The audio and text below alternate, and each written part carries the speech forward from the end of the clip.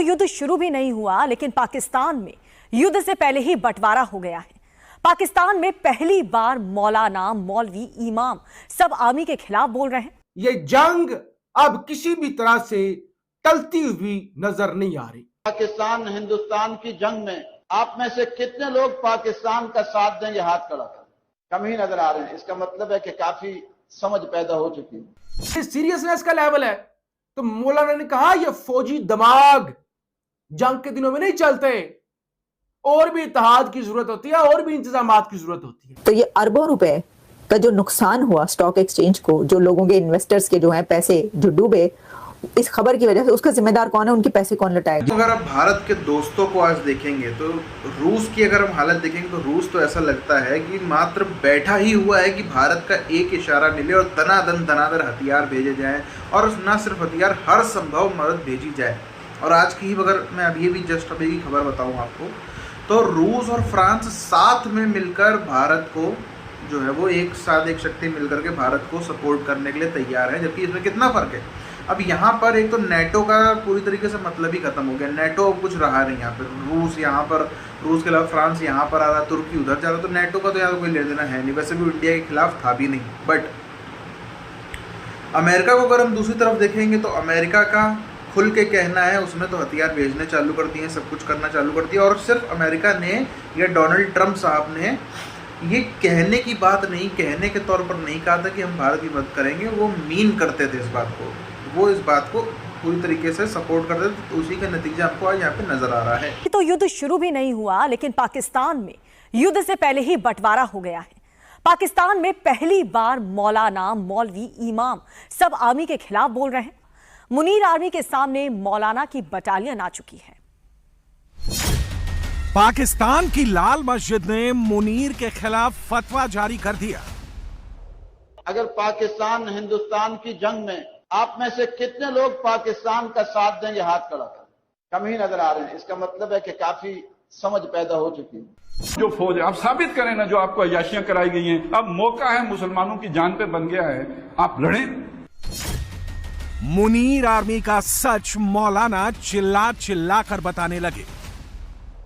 जनाब स्पीकर साहब, जब बंदूक का मुकाबला बंदूक से होता है तो फिर बंगाल में 90,000 फौजियों की पतलूनी उतर जाती है। इसलिए कि पाकिस्तान और हिंदुस्तान की जंग इस्लाम की जंग ही नहीं है। पाकिस्तान की जंग कौमियत की जंग है।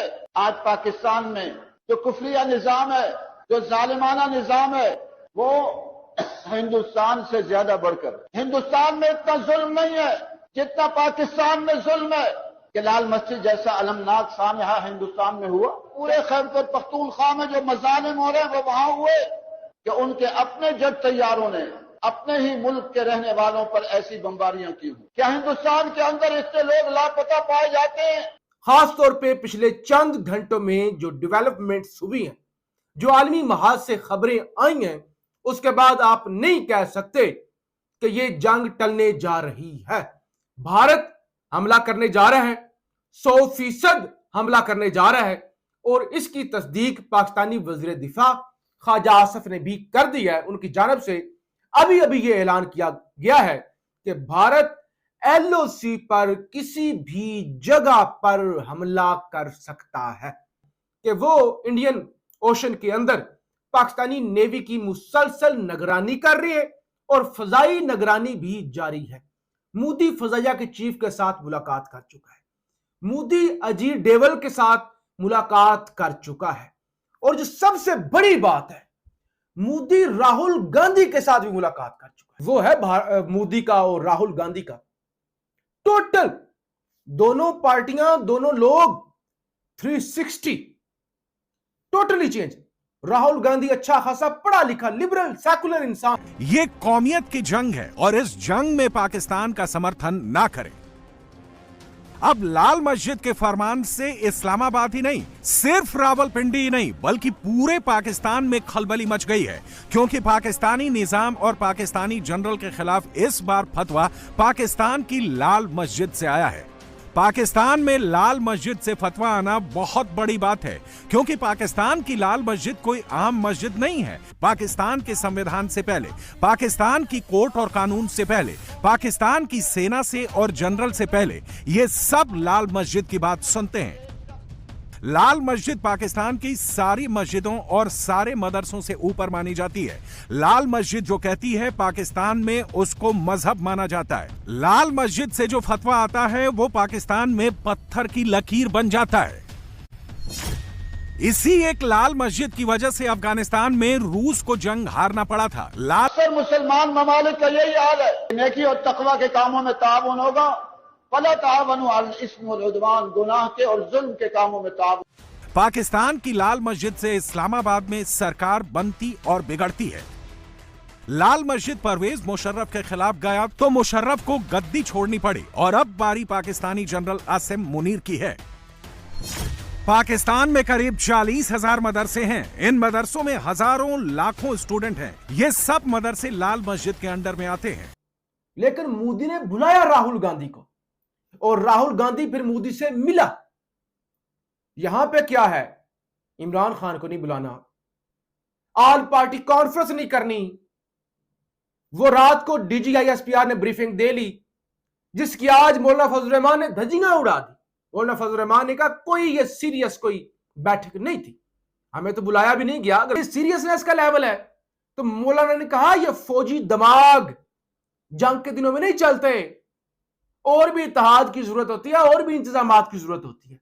तो यहां पे तो ये लेवल है, इमरान खान को ना बुलाना पड़ जाए, ऑल पार्टी कॉन्फ्रेंस नहीं की जा रही, लेकिन मोदी ने राहुल गांधी को बुलाया और उनकी मुलाकात हुई। तो लिहाजा बात करने का मकसद यह है कि तमाम फोर्सेस के चीफ्स के साथ मुलाकात के बाद और 1 बाय 1 राजनाथ सिंह से, अजीत डोवल से, अमित शाह से मुलाकातों के बाद मोदी ने सबको ग्रीन सिग्नल दे दिया है। एयर फ्रांस, ये फ्रांस वही मुल्क है जिससे भारत ने राफेल तैयारे खरीद रखे हैं। फिर जर्मनी की Lufthansa airline, British Airways, Etihad, Oman Air, इन पांचों छठे ये जो बड़ी एयरलाइंस है दुनिया की, उन्होंने पाकिस्तान के ऊपर से फ्लाई ना करने का फैसला किया है। इन्होंने ऑफिशियली नोटिफिकेशन जारी किया है कि खबरदार ज्यादा खर्चा कर ले, लंबा रूट ले ले, पाकिस्तान की एयर स्पेस इस्तेमाल ना करें। एक तरफ हम देख रहे हैं कि जो आतंकवादी जिन्होंने ये पहलगाम का मामला किया था वो अभी भी जंगलों में छुपे हैं, ऐसी अनुमान लगाए जा रहे हैं। ऐसा जो है कई जगहों से समझा जा रहा है कि अभी वो जंगलों में छुपे हैं, वहाँ से भी बाहर निकले हैं और संभवतः भूख से अभी तक उनके वैसे ही तड़पन जो है वो चालू हो गई होगी। खैर वो तो स्लीपर सेल है, वो तो खैर एग्जीक्यूट करने वाला है। मेन आदमी वो है जिसने ये ऑर्डर दिए, मेन आदमी वो है जिसने ये बदमाशी करी, ये शरारत करी, और इसको सज़ा भी ऐसी मिलनी चाहिए जिसका जो है वो उसकी आत्मा रूह कांप उठे, ऐसी होनी चाहिए बात। अब एक तरफ अमेरिका ने बयान दिया ये सब होते ही कि भाई हम इंडिया के साथ हर एक पल में खड़े हैं, जो भारत मतलब हमसे चाहता है हम सब करने को तैयार हैं। भारत की फ्रांस के संग में राफेल को लेकर के डील होती है। सऊदी ने अपना स्टैंड क्लियर कर दिया कि वो किसके संग है, किसके संग नहीं है। पुतिन साहब अभी सऊदी का दौरा भी करने वाले हैं और पुतिन साहब को क्लियरली कहना है कि भाई भारत हमको बस एक इशारा कर दे, इतना बम गोला बारूद देंगे, इतनी मदद करेंगे, हर वो संभव मदद करेंगे कि हम पाकिस्तान को तहस नहस करके छोड़ डालेंगे। ये पुतिन का कहना ही, जानते हुए कि अमेरिका यहाँ पर भारत के संग। और वैसे भी अगर आप इसको ध्यान से समझेंगे तो ये डेमोक्रेट्स की पॉलिसी थी कि हमारा रूस नंबर 1 एनिमी है। ये जो रिपब्लिकन्स हैं उनकी पॉलिसी नहीं है, उनको ये समझ में आ गया है कि हमारा नंबर 1 एनिमी चाइना है, ना कि रूस है।